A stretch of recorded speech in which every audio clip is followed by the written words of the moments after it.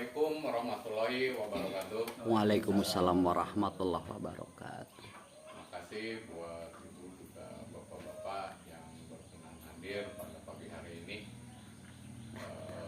Izinkan pada kesempatan pagi hari ini saya akan mencoba membawakan salah satu program ACMS, yaitu Kultur Booster, yang akan mengambil tema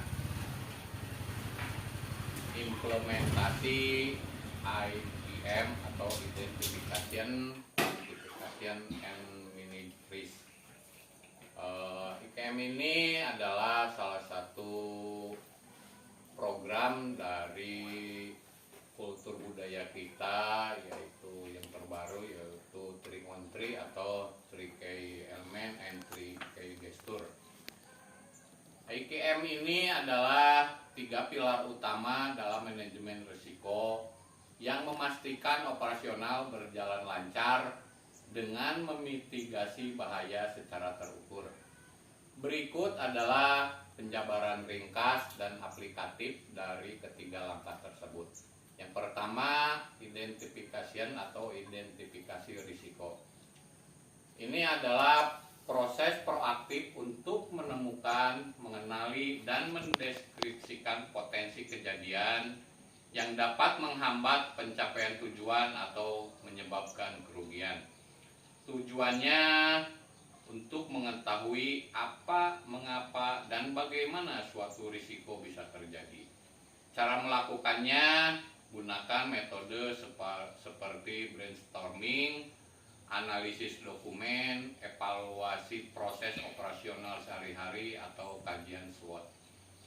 Hasilnya itu berupa daftar lengkap dari potensi masalah, misalnya kerusakan mesin, lonjakan harga bahan baku, atau kebocoran data. Yang kedua, quantification atau kuantifikasi risiko. Proses mengukur risiko yang telah diidentifikasi untuk menentukan seberapa besar prioritas penanganannya. Tujuannya untuk menghitung probabilitas atau kemungkinan dan dampak keparahan jika risiko tersebut benar-benar terjadi. Cara melakukannya seringkali menggunakan metrik risiko 3x3 atau metrik lainnya. Anda memberikan skor 1 sampai 3 untuk kemungkinan dari sangat jarang hingga sangat mungkin, juga dampak dari ringan hingga kritis atau fatal. Hasilnya yaitu peringkat risiko, misalnya tinggi, sedang, atau rendah, yang membantu manajemen tahu risiko mana yang harus segera diselesaikan.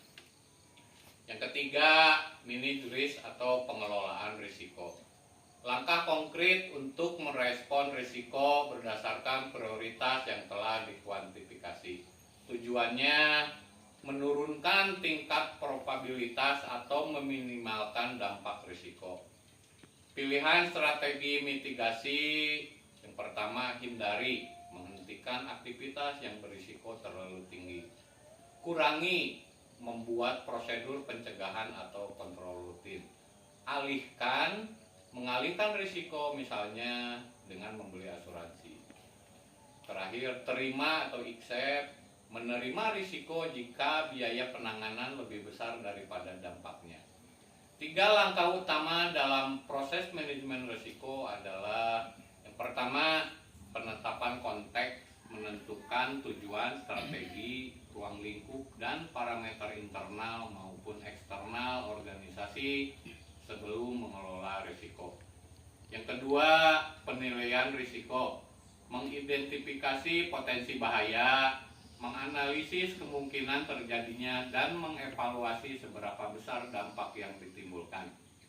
Yang ketiga, penanganan risiko atau mitigasi, mengembangkan dan menerapkan rencana respon seperti menghindari, mengurangi, memindahkan, atau menerima risiko tersebut. Dari paparan tersebut di atas, kita simpulkan implementasi IPM pada pekerjaan kita sehari-hari adalah: pertama, himpun semua rumusan masalah yang terjadi pada lingkup kerja kita, itu identifikasi. kedua, setelah dihimpun, pilih salah satu masalah yang paling sering terjadi dan yang paling memberikan dampak negatif pada perusahaan atau identifikasi. Yang ketiga, himpun juga sebab-sebab terjadinya permasalahan tersebut. Yang keempat, analisa dampak dari permasalahan tersebut dan proyeksikan ke dalam angka-angka. Kemudian masukkan ke dalam rumus sehingga akan diketahui hasilnya berupa nominal angka atau numerik atau juga kuantifikasi. Yang kelima, berikan alternatif solusi yang dapat kita tawarkan terhadap masalah tersebut dengan tahapan-tahapan implementasinya atau manajemen risikonya.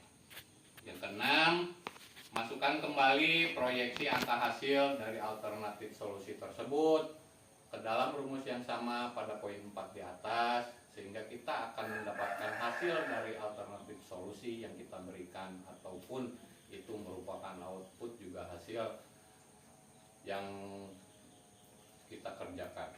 Demikian paparan ini saya sampaikan, semoga bermanfaat. Saya tutup dengan billahi taufiq wal hidayah. Wassalamualaikum warahmatullahi wabarakatuh. Waalaikumsalam warahmatullahi wabarakatuh.